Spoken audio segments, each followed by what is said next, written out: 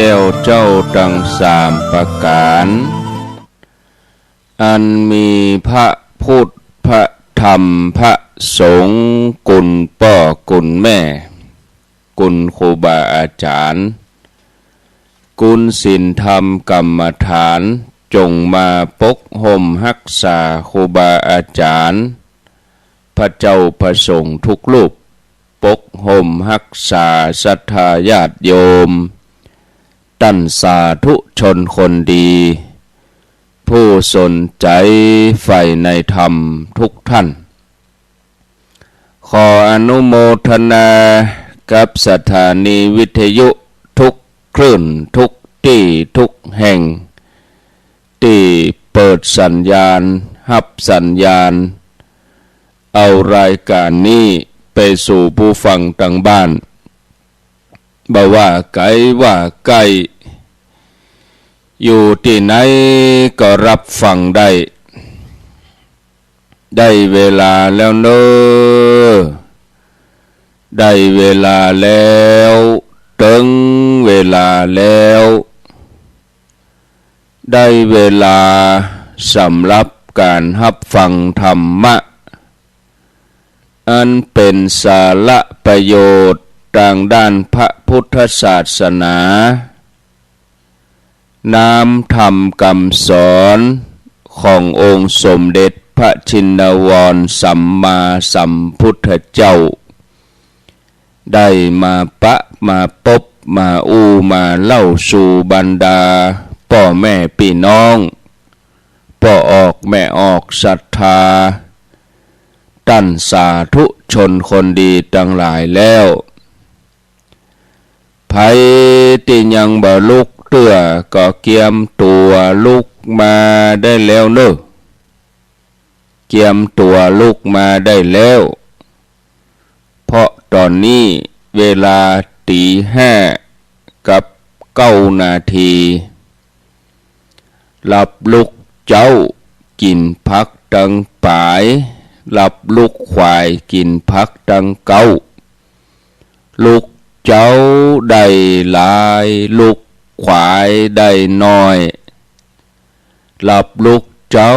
เป็นเจ้าตังหลายหลับลุกควายปาเฮือลูกหลานเป็นหนี้เป็นค่าเนอตื่นมาเหียเนอลุกมาเหียเนอลุกเนอลุกเนอลุกตื่นตื่นได้แล้วลุกได้แล้วญาติโยมท่านทั้งหลายลุกเจ้าตื่นตัวเจ้าบัวกับอาหันเยื่องนาพังพร้อมลุกควายบอตันโหนตางกีดก้อมก้าตัวบอต้อมปูนอายจุงเก่งเข้าไว้อย่าไปเฮือขวายต่อหน้าสบายจำไว้เนอเจ้าจำไว้เนอเจ้าอรุณสวัสดิ์ธรรมะสวัสดีสวัสดียามเจ้าศรัทธาญาติโยมท่านผู้ฟังทั้งหลายยินดีต้อนรับเข้าสู่รุ่งอรุณวันใหม่ปะกันเจ้านี้เป็นเจ้าของวันจันทร์วันจันทร์ที่13เดือนตุลาคมพุทธศักราช2568วันนี้เป็นวันเดือนเกียงแฮม6 ค่ำเดือนเกียงแฮม6 ค่ำพร่ำว่าเป็นวันจันทร์ที่13เดือนตุลาคมพุทธศักราช2568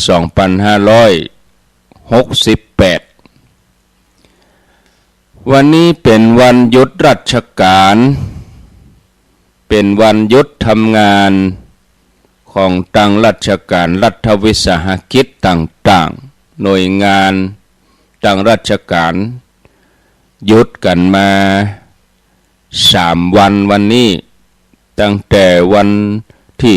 11 12 13เป็นเจ้าใดเปิ้นถึงหยุดวันนี้เป็นวันนวมินทรมหาราชคือเป็นวันคล้ายวันสวรรคตของพระบาทสมเด็จพระบรมชนกาธิเบศรภูมิพลอดุลยเดชมหาราชบรมนาถบพิตรพระมหากษัตริย์ในรัชกาลที่9แห่งราชวงศ์จักรีวันนี้เปิ้นก็เลยถือเป็นการหยุดราชการรายการเจ้านี้เป็นรายการเสียงธรรมแสงอรุณดำเนินรายการโดยอาตมภาพพระครูอภิวัฒนวิกรมวัดปากตังเจริญตำบลดอยหล่ออำเภอดอยหล่อจังหวัดเชียงใหม่เป็นผู้รับผิดชอบดำเนินรายการมาปะญาติโยมท่านทั้งหลายเป็นประจำในวันจันทร์วันพุธแล้วก็วันพฤหัสบดีเวลา5:00จนถึงเวลา6 โมงสลับสับเปลี่ยนหมุนเวียนกันไปครูบาอาจารย์ก็มาจัดรายการผสมผสานเกี่ยวเนื่องกันอยู่ด้วยกันต้องขออนุโมทนากับญาติโยมที่สนใจในการรับฟังสาระธรรมะซึ่งวันนี้หลายที่หลายแห่งเปิ้นก็มีกิจกรรมตั้งแต่เจ้าเลยที่ว่าการอำเภอทุกอำเภอหน่วยงานราชการเทศบาลอบต.เปิ้นก็จะไปรวมกันที่ว่าการอำเภอทำบุญตักบาตรมีการได้วางพวงมาลาน้อมระลึกนึกถึงพระมหากรุณาธิคุณของพระบาทสมเด็จพระบรมชนกาธิเบศรมหาภูมิพลอดุลยเดชมหาราช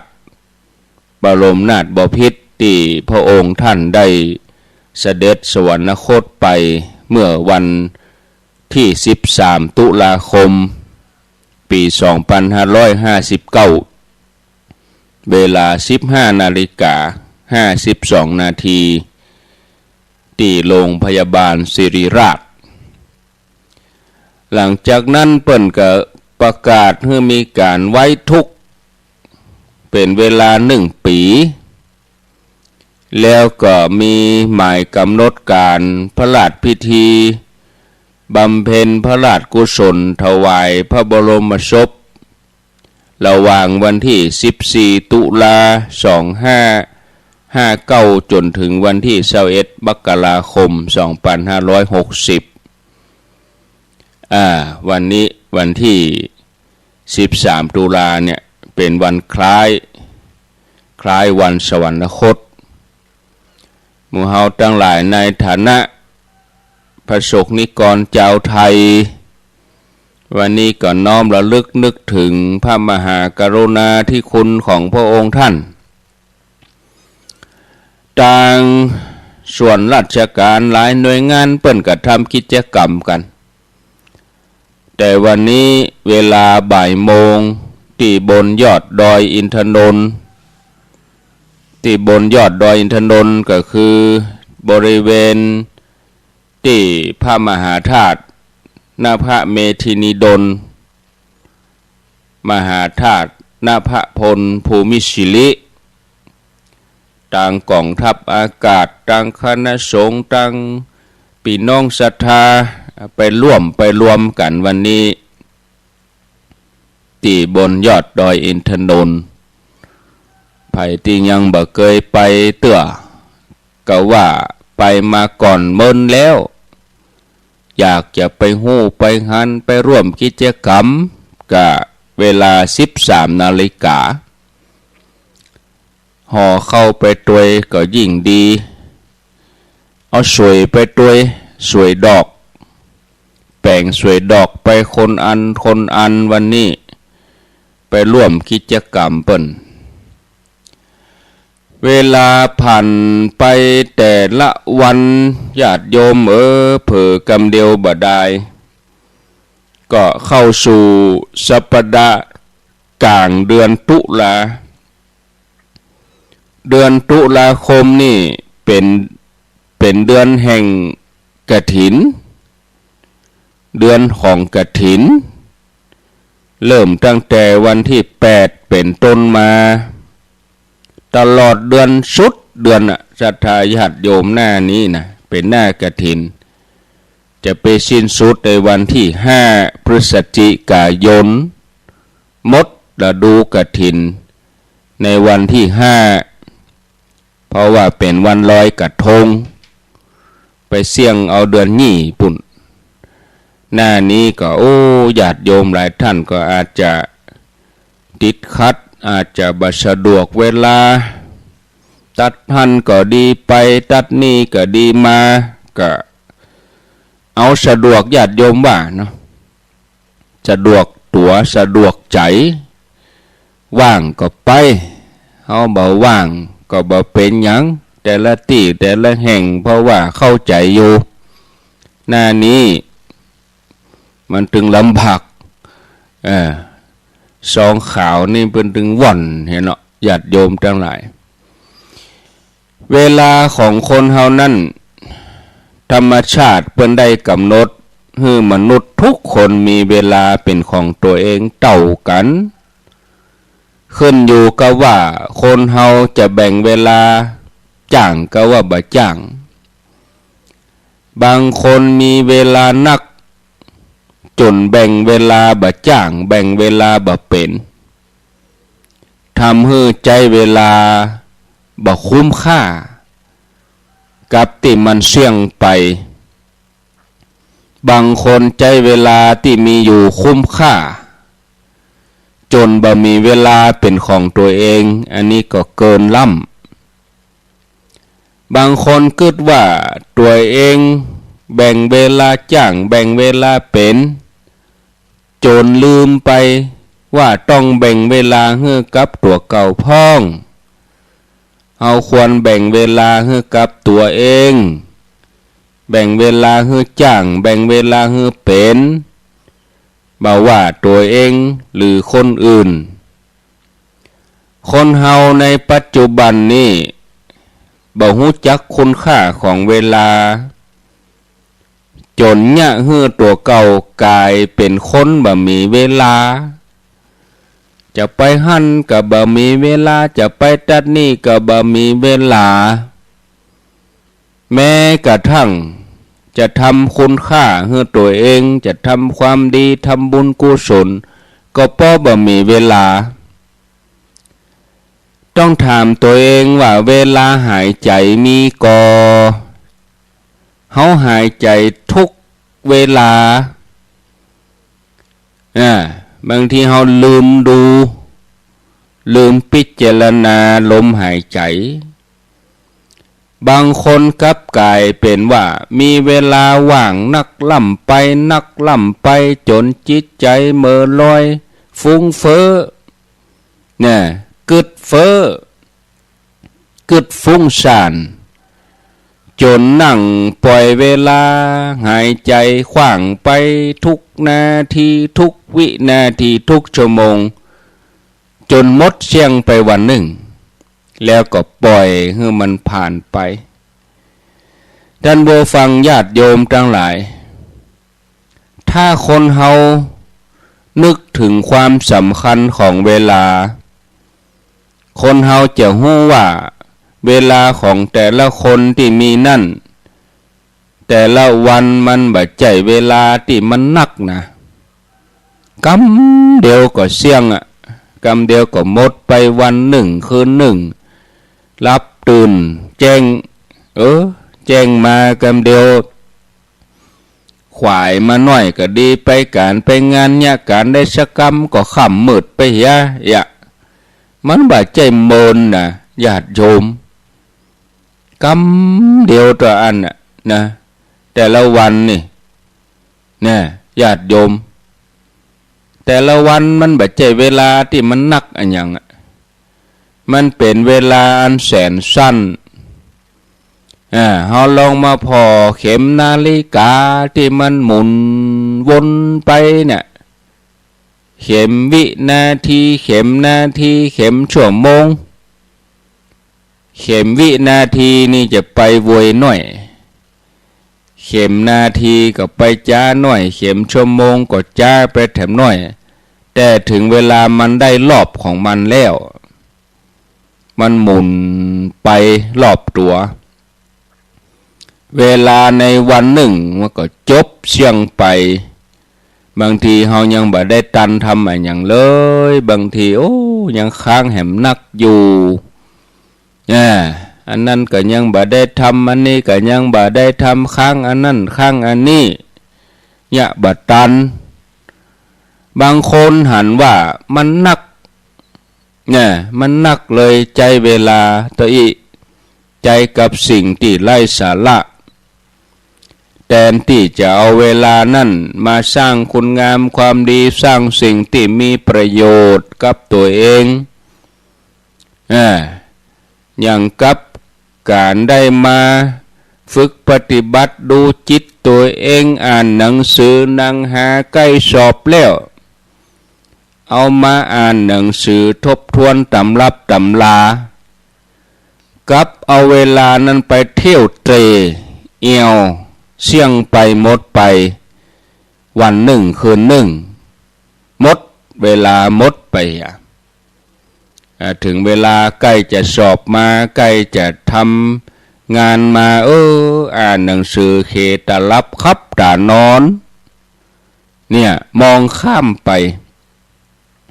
แล้วบางทีก็มาบ่นมาลูนมาจมมาลูนเวลาพอบะหมีทำมันนั่นก็บะตันที่จริงแล้วเวลาที่เขาจะมาทำประโยชน์เนี่ยมันมีอยู่แต่เขามองข้ามเขาไปใจเวลาหมู่นั้นกับสิ่งที่ไร้สาระกับสิ่งที่มันบ่เกิดประโยชน์ท่านผู้ฟังญาติโยมทั้งหลายคนเฮาเกิดมามีเวลาเป็นของตัวเก่า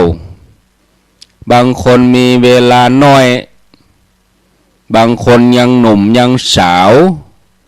แต่ถ้าถึงเวลาที่เขาจะต้องจากกันเขาก็ต้องจากกันเฮาลองนึกกึดว่า1 วันคนเฮาใจเวลาหมดไปกับอะหยังหมดไปกับการนั่งพอโทรศัพท์ไปกี่ชั่วโมงหมดไปกับการเที่ยวเตร่กี่ชั่วโมงหมดกับการหลับนอนหมดกับการนั่งอยู่บ่ได้บ่ยะอะหยังไปกี่ชั่วโมงเนี่ย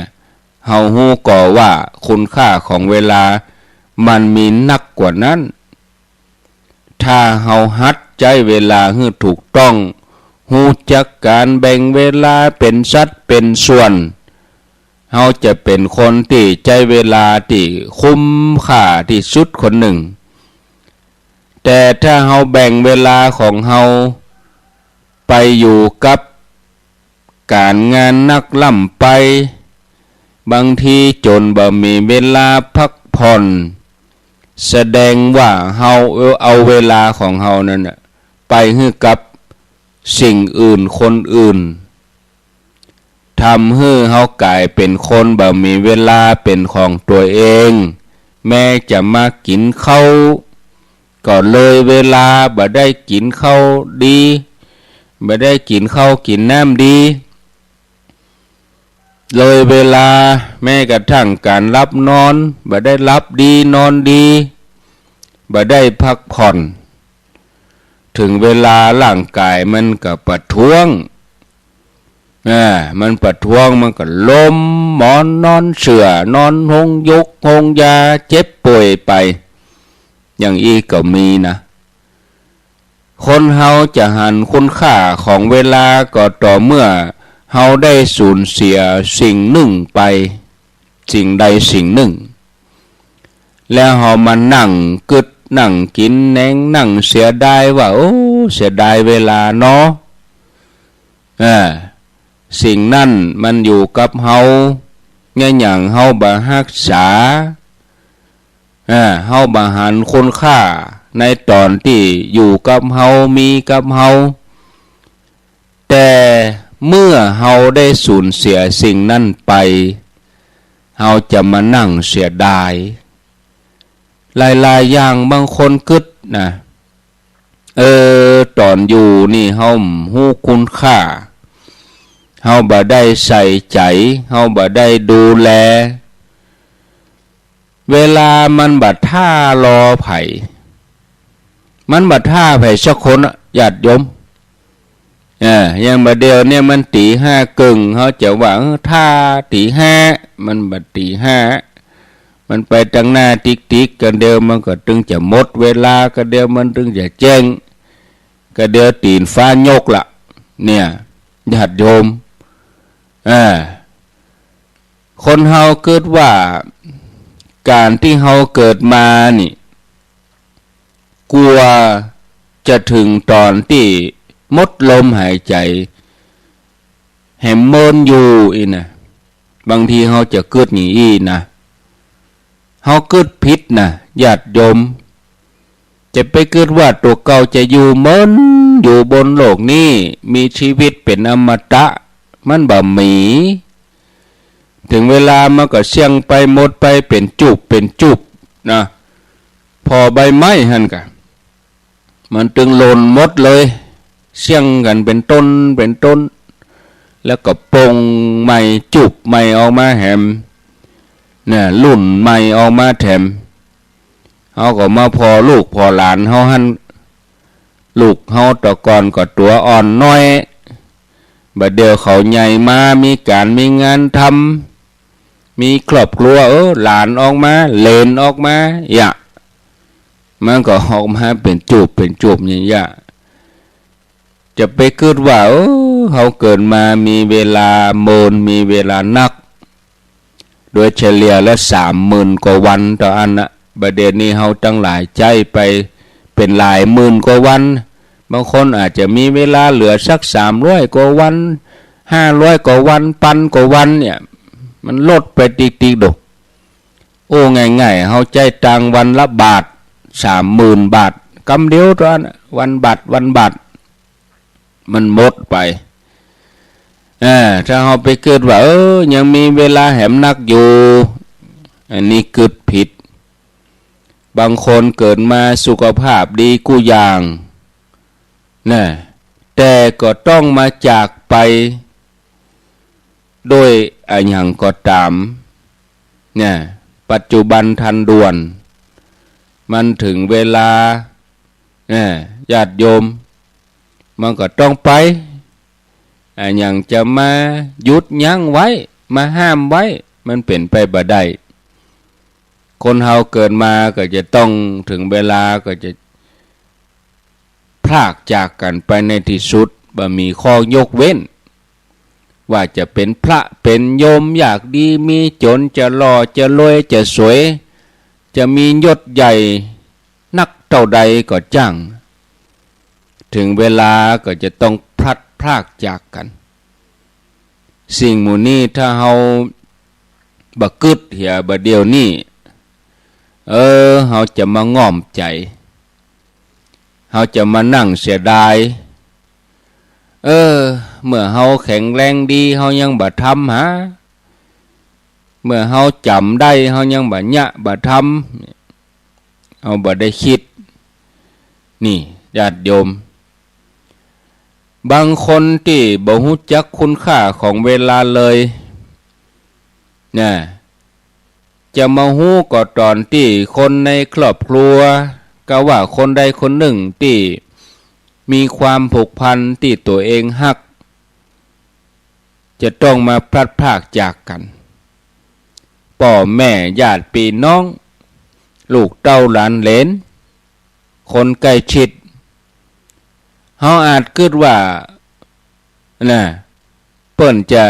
อยู่ดูแลเฮาตลอดเฮาจะได้อยู่ดูแลเปิ้นตลอดอีมันบ่ใจในวันที่เฮาเจริญเติบโตในวันที่เฮาแข็งแรงพ่อแม่นั่นจะหมดแหงในวันที่ลูกเข้มแข็งพ่อแม่ก็แหงจะบ่มีแล้วมันเป็นวัฏจักรไปอย่างอีแต่ก่อนเปิ้นอุ้มเฮาเมื่อเฮาเป็นละอ่อนพ่อแม่อุ้มเฮาได้บ่เดียวเฮาเปิ้นอุ้มเฮามาได้แล้วต้องเปลี่ยนตากันเฮาจะต้องอุ้มเปิ้นยกย้ายไปโรงยุกโรงยานี่ศรัทธาญาติโยมเนี่ยในขณะที่ตั้นให้ความสนใจให้ความฮักแต่เฮาเอาเวลานั่นไปอยู่กับเจ้าหมู่ไปอยู่กับเพื่อนไปอยู่กับแฟนเอาเวลาไปนั่งเล่นเอาเวลาไปเอี่ยวกับเจ้าหมู่เอาเวลาไปเอี่ยวกับเพื่อนจนลืมไปว่ามีไผคนใดคนหนึ่งนั่งรอเวลากลับบ้านนั่งรอเวลาปิกมาท่าอย่างอีตึงวันเนี่ยบางทีเปิ้นก็ใครอู้ว่ามาอยู่กับแม่พ่องเฮือมันได้วันขึ้นมาอยู่กับพ่อพ่องมาอยู่กับแม่พ่องแต่ถ้าเขาอู้เขาก็กลัวว่าตัวเฮาบ่มีความสุขเขาเกิดว่าเฮาจะบ่ได้ไปกินไปเอี่ยวบ่ได้ไปเล่นบ่ได้ไปอยู่กับแฟนเขากลัวว่าเขาจะพัดพรากความสุขของเฮาไปศรัทธาญาติโยมเนี่ยอธิบายให้เข้าใจแถมไม่ว่าเมื่อคนเฮาเกิดมากู้คนนี่อาจจะเกิดว่าอันนั้นเป็นการนับหนึ่งหรือเป็นจุดเริ่มต้นของชีวิตแต่กึดกลับกันกึดปีนกันการที่คนเฮาเกิดมาเฮาเริ่มจากร้อยแล้วมันก็ลดน้อยไปติ๊กๆเริ่มจากร้อยเท่ากันหมดลดลงเหลือ99 98 97แล้วก็นับถอยหลังไป9 8 7 6 5 4 3 2 1สุดท้ายชีวิตเป็นศูนย์ชีวิตคนเฮานี่สุดท้ายที่ว่าศูนย์คือมันได้เอาอย่างไปสักอย่างเนี่ยหมดลมหายใจเนี่ยญาติโยมเฮาสามารถจะเรียกร้องขอเวลาเพิ่มขึ้นแถมมีไม่ได้เพราะเวลาของแต่ละคนบ่เท่ากันเฮานึกเสาะหาวิธีที่จะใจเวลาให้มันเสี่ยงไปหมดไปเนี่ยระหว่างที่เฮากำลังดำเนินชีวิตไปถึงจุดจบเนี่ยว่าเฮาจะใจอย่างใดให้มันคุ้มค่ากับการได้เกิดมาเป็นมนุษย์ให้ได้นักที่สุดใจอย่างใดที่เฮาบ่ต้องไปนั่งเสียอกเสียใจไปนั่งกินแหนงเสียดายเนี่ยว่าเฮาได้ปล่อยโอกาสเวลาหมู่นั้นให้มันลุดล่องลอยไปต่อหน้าต่อตาโดยที่เฮาสามารถที่จะเก็บเกี่ยวเอามาเป็นที่ระลึกนึกไว้ในใจของเฮาเนี่ยแต่เฮากลับเลือกที่จะนั่งพอให้มันพันไปต่อหน้าเฮาแทนที่เฮาจะเอาเวลาที่เหลืออยู่กับคนที่เฮาฮักตอนที่มีชีวิตบางทีเฮามองข้ามเฮายังเกิดว่ายังมีเวลาแหมนักอยู่แต่ก็บ่ใจเวลามันบ่ท่าไผ สังขารของเฮามันก็บ่แน่นอนเฮาจะต้องรู้จักใจเวลาให้คุ้มค่าดีกว่าเฮามานั่งอ่อนวอนมานั่งเคาะลงดีกว่าเฮามานั่งต่อยล่องแล้วก็มาบอกว่าเสียใจมาบอกว่าฮักนี่ศรัทธาญาติโยมไปถึงตอนนั้นแล้วโอ้มันมีอย่างแล้วท่านผู้ฟังญาติโยมท่านสาธุชนท่านทั้งหลายถ้าเราจะเปรียบเวลาเหมือนกับไฟร่างกายของมนุษย์สัตว์ทั้งหลายมันก็เปรียบกับหลัวเปรียบกับเชื้อเพลิงไผ่ผู้ใดปล่อยเวลาให้ล่วงไปโดยที่ไม่ได้ทำประโยชน์อะไรอย่างก็เปรียบกับการที่ปล่อยให้ไฟนั่นมันเผาเสี่ยงไปวอดไปแต่ถ้าผู้ใดรักษาเวลาบ่ปล่อยเวลาให้ล่วงเลยไปเท่ากับผู้นั้นได้ใจหลัวใจฟืนเป็นเจื้อในการหุงต้มในการปรุงอาหารถึงแม้หลัวนั่นมันจะหมดไปเจื้อเพลิงมันจะเสี่ยงไปแต่มันก็ได้ประโยชน์ก็คือได้อาหารได้เข้าเวลาได้ทำลายทุกอย่างเนี่ยเวลาได้ทำลายสังขารร่างกายไปพร้อมกันเวลากับกระแสน้ำเนี่ยมันบ่รอคอยไผเนี่ยอย่างเปิ้นถึงเปรียบเทียบเวลาเหมือนกระแสน้ำญาติโยมท่านผู้ฟังขอให้ญาติโยมทั้งหลายระลึกนึกพอกระแสน้ำที่มันกำลังไหลทอดยาวไปเป็นเส้นจากลำห้วยไปสู่แม่น้ำใหญ่ไหลกันไปแม่น้ำปิงยมนั่นนี่แม่น้ำสายใหญ่แม่น้ำกกแม่น้ำลาวน้ำแม่อายแม่สายมันไหลอยู่ตลอดเวลาบ่หยุดบ่ยั้งมันบ่เลือกว่าเมื่อวันเมื่อคืนถึงแม้จะแปลงฝ่ายแปลงเขื่อนกั้นน้ำมันก็ยังซึมหาทางไหลอยู่กระแสน้ำไม่ยอมหยุดไหลฉันใดเวลาก็บ่มีระยะหยุดเพื่อรอไผ่ฉันนั้นฉะนั้นเวลาที่ผ่านไปแล้วเขาจะห้องปิกขึ้นมาแถมใหม่บ่ได้เนี่ยเมื่ออู้ถึงเรื่องเสียนี่บ่มีสิ่งใดเสียไปแล้วทำให้เสียใจเท่ากับเสียเวลาเพราะการเสียอย่างอื่นยังพอที่จะเสาะมาชดเชยเสาะมาแทนเสียเงินเสียทองก็ยังมีโอกาสเสาะว่าหามาแต่สูญเสียเวลานี่เป็นการสูญเสียที่บ่มีโอกาสจะเสาะหามาแทนได้เลยไปบ่พอการเสียเวลาก็ยังเสียประโยชน์ยังเสียโอกาสในการเรียนเสียโอกาสในการทำความดีเสียชื่อเสียงเกียรติยศไปพร้อมกันบ่ควรจะให้เวลาสูญเสียไปโดยเปล่าประโยชน์วันเวลาเป็นสิ่งที่มีขอบเขตจำกัดชั่วโมงหนึ่งมี60 นาที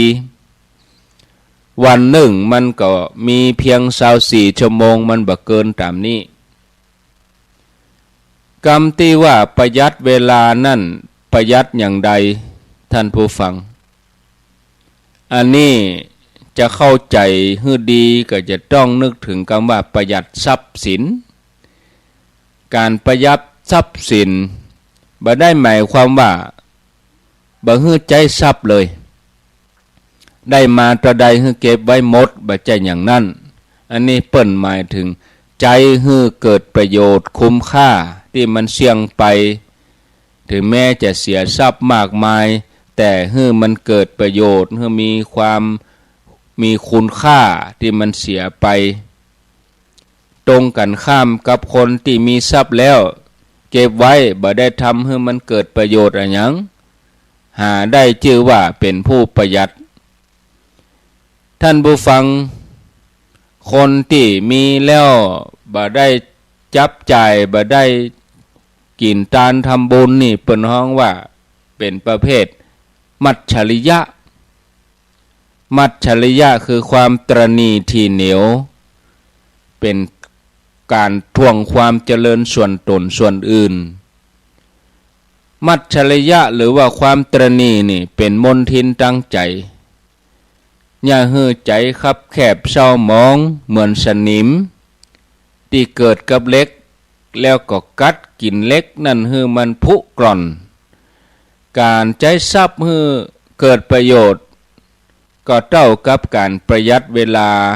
หมายถึงใจให้เป็นประโยชน์ในมงคลสูตรจำนวน38ข้อมีอยู่3ข้อที่เปิ้นได้กล่าวอนากุลาจะกัมมันตาการงานที่มันบ่อากุลก็คือบ่ใจเป็นการทำด้วยดินพอกหางหมูบ่ให้มันอากุลกาเลนะธรรมสวนังฟังธรรมตามกาลกาเลนะธรรมสากัจฉาสนทนาธรรมตามกาลมงคล3ข้อนี่เกี่ยวข้องกับเวลาโดยตรงการประกอบการงานโดยที่บ่อ้างการเวลาว่ามันเจ้าอยู่มันฮ้อนมันบ่ายบ่อ้างฟ้าดินอากาศหนาวนักฮ้อนนัก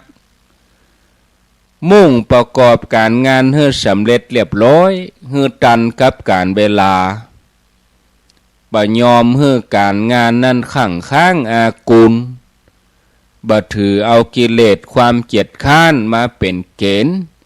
แต่ถือเอาประโยชน์ของการงานเป็นใหญ่อันนี้ได้ชื่อว่าเป็นผู้ประหยัดเวลาแถมอันหนึ่งญาติโยมชีวิตของคนเฮานี่เป็นไปตามจังหวะของเวลาตอนต้นของชีวิตเปิ้นห้องปฐมวัยตอนกลางห้องว่ามัชชิมวัยตอนปลายห้องว่าปัจฉิมวัยถึง3วัยนี่ประกอบกับสิ่งใดถึงจะเหมาะสมกับวัยท่านผู้ฟังญาติโยมทั้งหลายเหมาะสมกับวัยสิ่งที่ควรทำในขณะที่เป็นปฐมวัยก็คือห่ำเฮียนศึกษาหาความรู้สิ่งที่เหมาะสมกับมัชฌิมวัยกลางคนก็คือประกอบอาชีพการงานสุจริตตั้งฐานะตั้งฐานรักฐานแล้วสิ่งที่เหมาะสมควรทำในปัจฉิมวัยก็คือแสวงหาความดีเป็นแบบอย่างที่ดีแสวงหาบุญกุศลหลังจากนั้นร่างกายของเฮาก็จะหมดแห้งก็แก่ง่อมไปงกเงินบ่อาจที่จะมาห่ำเฮียนบ่อาจที่จะมาทำอาชีพการงานมันบ่มีแห้งแล้วตอนนั้นคนที่ประกอบการงานให้เหมาะสมตามวัยตามที่ว่ามาชื่อว่าผู้ทำงานให้เหมาะสมกับการในที่นี้คือกาลเวลาบ่ได้ปล่อยกาลเวลาผ่านไปโดยบ่มีความหมายคนที่ปฏิบัติตัวเองตามมงคลที่ว่ามาว่าทำงานตามการงานใดควรทำก่อนทำหลังเรียงลำดับบัดซับซ้อนการงานทุกชนิดนี่มันได้ผลขึ้นมา การใดควรกินการใดควรนอนการใดควรอู้การใดควรฟังก็จะต้องทำให้เหมาะสมกับการนั้นถ้าทำผิดกับกาละย่อมบ่ได้ผลทำให้เสียเวลาชื่อว่าบ่ได้ประหยัดเวลาทำให้สูญเสียไปโดยที่บ่มีประโยชน์คนที่เกิดมาแล้วบ่ได้ทำประโยชน์อันนี้เปิ่นฮ้องว่าโมฆะบุรุษคือคนที่ว่างจากความดีหากะอันยังบ่ได้เสียเวลาเสียชาติเกิดแถมอย่างหนึ่งที่จะทำให้เวลามีคุณค่าต้องทำงานให้เป็นระบบระเบียบงานไหนทำก่อนทำหลังเรียงลำดับตามความจำเป็นการที่จะทำงานให้เป็นระบบระเบียบได้นั่นก็จะต้องมีแผนงานมีโครงการนี่ท่านผู้ฟังญาติโยมในตัวของเฮาในชีวิตการงานของเฮาจำเป็นจะต้องมีแบบแผนเฮาจะต้องทำแบบแผนประจำปีประจำเดือนประจำสัปดาห์ประจำวันมันเป็นยังได้แบบแผนกันยังเฮาคิดว่าเจ้ามาตื่นมาเจ้านี้จะทำอันนั้นอันนี้1 2 3เรียงลำดับกู้คืนก่อนเฮาจะรับเฮาก็จะต้องมีการวางแผนว่าวันพุธเฮาจะทำอะไรยังกะไว้ให้มันเต็มวันแล้วก็พยายามทำให้ตามนั่นที่เฮาตั้งไว้ถ้าจะผิดพร่องก็ให้มันน้อยที่สุดถ้าทำได้อย่างนี้ก็มีความเจริญก้าวหน้าตึงชีวิตปัจจุบันและอนาคตหน้าที่การงานของเฮาคนที่สามารถทำงานได้หลายอย่างผลิตผลงานออกมาได้หลายอย่างก็เป็นคนที่วางแผนงานได้ดีสมมติว่าเฮามีงาน5อย่าง5งาน5อย่างนี่จะต้องทำให้เสร็จภายในวันนี้เฮาก็จะต้องมาพิจารณางานถึง5อย่างนี้เอากำหนดการนั้นมาวางจะทำอะไรอย่างก่อนอะไรอย่างหลังนี่พิจารณาอย่างนี้เนี่ยคุณค่าของชีวิตขึ้นอยู่กับการรู้จักคุณค่าของเวลารู้จักทำเวลาให้เป็นประโยชน์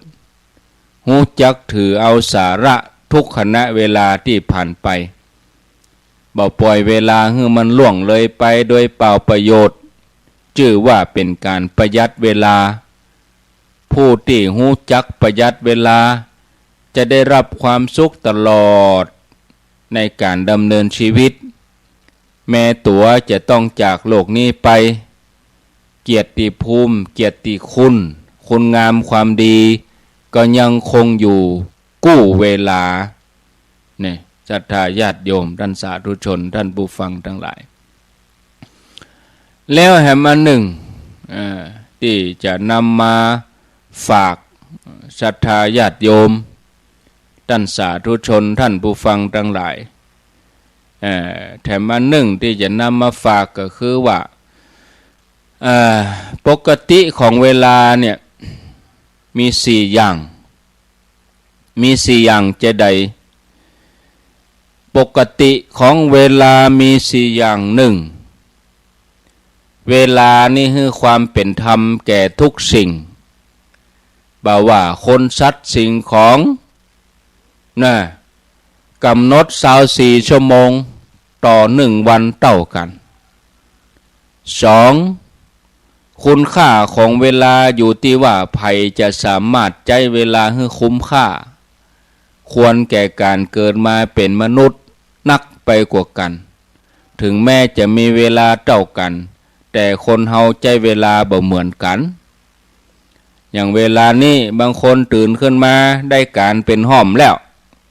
นึ่งเข้าประชุกแล้วกวาดบ้านแล้วละล้างถ้วยล้างจานแล้วละแต่บางคนก็ยังนอนอยู่ก็มีบางคนตื่นมา ไหว้พระสวดมนต์เอาเวลานี่มันมีคุณค่าชาติพลังให้กับตัวเองเพิ่มเติมกำลังใจให้กับตัวเองอันนี้เวลามีค่าอย่าไปนั่งให้มันเสียเวลาอันที่สามเวลานี่มันผ่านแล้วผ่านเลยบ่มีทางได้หวนกลับเหมือนสายน้ำที่มันบ่ไหลย้อนเหมือนตะวันที่มันขึ้นแล้วมันก็จะต้องตกอย่างวันนี้เปิดห้องเมื่อวันเพราะว่ามันตะวันอย่างเดือนเปิดห้องเดือนเพราะว่าเดือนไหนมันก็แจ้งเถื่อหนึ่งมันเป็นเดือนเพ็ญ15 ค่ำ1 เดือนพระจันทร์เต็มดวงเดือนเต็มดวงเปิ่นก็เลยห้องเดือนต่อวันเปิ่นก็เลยห้องวันหนึ่งเพราะมันวันต่อวันอ่ะผ่านแล้วผ่านเลยแล้วอันที่สี่เมื่อเวลาผ่านไปแล้วมันแบบผ่านไปบ่ได้เวลานี่มันเกินกินกู้สิ่งสรรพสัตว์สรรพสิ่งเกินกินหมด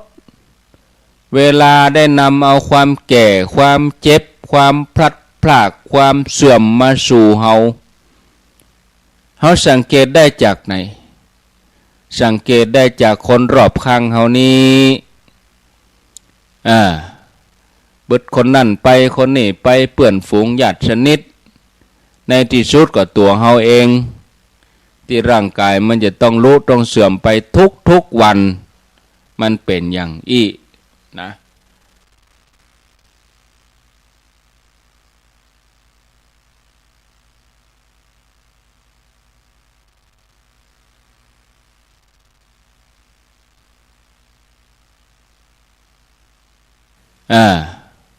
เบิดคนนั่นไปคนนี้ไปเปื่อนฝูงญาติชนิดในที่สุดก็ตัวเฮาเองที่ร่างกายมันจะต้องรู้ต้องเสื่อมไปทุกวันมันเป็นอย่างอี้นะเทศนามเทศธรรมมาบรรยายธรรมให้กับญาติโยมท่านทั้งหลายได้ฟังอาจจะติดขัดในสัปดาห์ก่อนบางทีก็ตรงวันศีลวันพระลำบากหน่อยถ้าว่าตรงวันศีลวันพระอาตมาก็เหมือนกันถ้าวันใดตรงวันศีลวันพระนี่จัดรายการก็ติดขัดถ้าบัดตรงวันศีลวันพระอันนี้ก็สะดวกหน่อยก็จะไปลืมเด้อญาติโยมกิจกรรมในสัปดาห์นี้ก็มีหลายงานวันนี้ก็ไผว่างช่วงบ่ายก็ขึ้นไปห่วมกันที่บนยอดดอยอินทนนท์ในวันนี้ไปร่วมกิจกรรมเอาสวยไปตวยแต่งตัวยังได้ก็ได้คือจะได้ก็ไปห่วมกันแล้วก็วันที่18 ตุลาขอเชิญชวนห่วมบรรจุพระบรมสารีริกธาตุแล้วก็งานทอดกฐินที่วัดดับภัยเมืองเชียงใหม่เวลา 13 นาฬิกาบ่ายโมงส่วนกฐินที่ปักตังเจริญก็มีวันที่18นั่นแหละ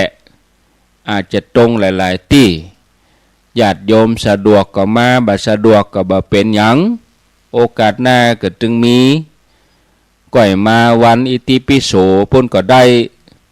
11 ธันวาพุ่นเอาเนาะ